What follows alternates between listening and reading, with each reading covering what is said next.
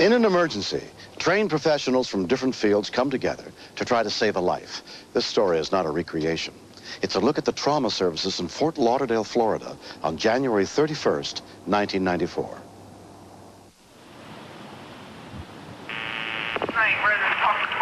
Do you have an emergency? Yes, it's a car accident. Where's the car accident at? Northwest North Avenue. Anyone injured? It's a motorcycle. Yeah, there is someone injured. A motorcycle in a car? In the car, yeah. Is it in a parking lot or in the street? No, it's right on the street. Okay, we'll get someone out. All right. The simple fact of the matter with motorcycles, if you're going 50 miles an hour and you come to a sudden stop, you're going to get hurt. 49-year-old Ed San Jose is brought to Broward General Medical Center and put under the care of Surgeon Ralph Guarneri. Who is this? The motorcycle or the vehicle? It's the motorcycle. Motorcycle versus car, the car usually wins.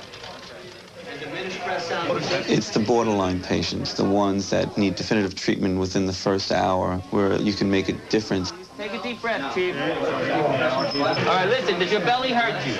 148 over 108. Yeah, all right, fine. He had abdominal injuries, blood in the chest, and a potential cervical spine injury.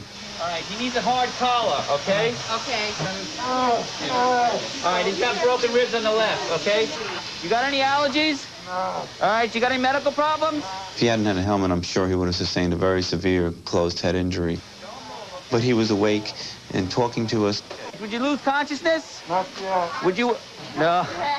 Well, you got a sense of humor, okay? Listen, Chief, I got to put a little chest tube in your chest here. It's going to take out some of the blood, okay? Dad, make a fist for me here, honey. Oh, now we're checking to see if there's any blood in his belly. And his most immediate priority was finding out what was bleeding in his belly. Get it on a table. If you don't treat them right away, they bleed to death. You're going to have an operation on your abdomen because you have blood in your belly. Do you understand that? Okay. They're going to take you.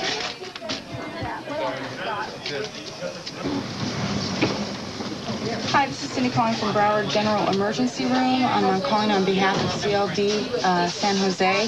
He is here in our emergency room. He was involved in an accident, and we need someone to give us a call back. I'm calling at 7:35 on Monday evening. Thank you. Bye-bye. It was less than 30 minutes from the time he hit the door to the time he got to the operating room. He had a lot of blood in his belly from bleeding from the spleen. And the spleen is out now because it would have been too difficult to repair it and he would have lost too much blood. He's 50 years old, so we're not real concerned with any type of problem without his spleen. Diaphragm's okay. Liver looks pretty good. He's been very stable throughout the case. And we expect to be beginning to close in a matter of minutes. I can't tell you anything 100%. You know, nothing is guaranteed, okay? The next day, Ed's sister, Nona Anyabeni, gets an update on his condition. We think everything will improve. It's just going to take time, you know? We do have a very special relationship. It just meant a lot for him to know that I was there and for me to be there. I mean, that's a step in healing. Well, I'm real glad you found our numbers.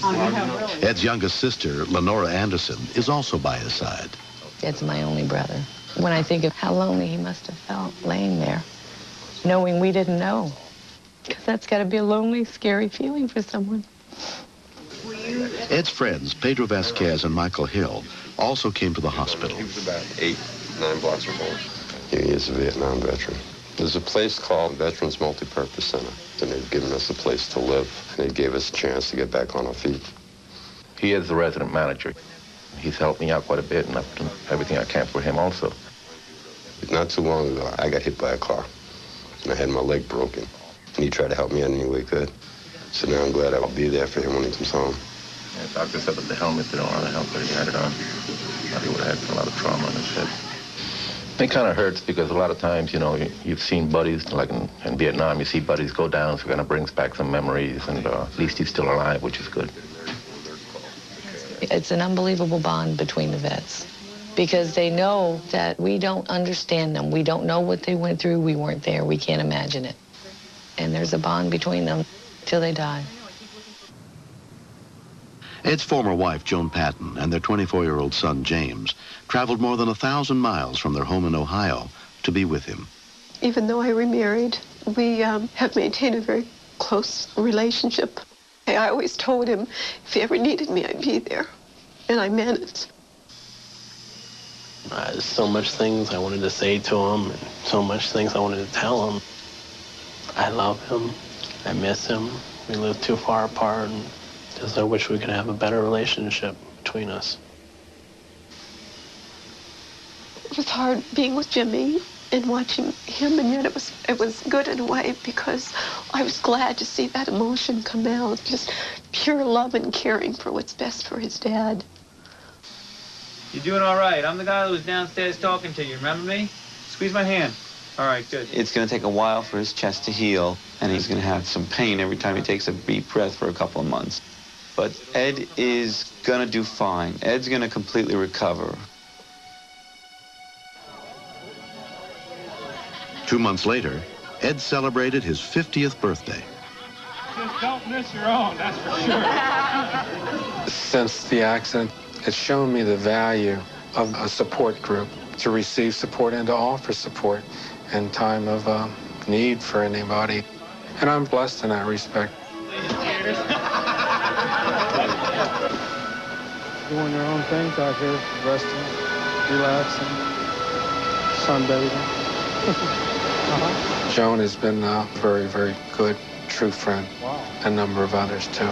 Constantly reassuring me that things would work out, and they have been. I'm very grateful for that.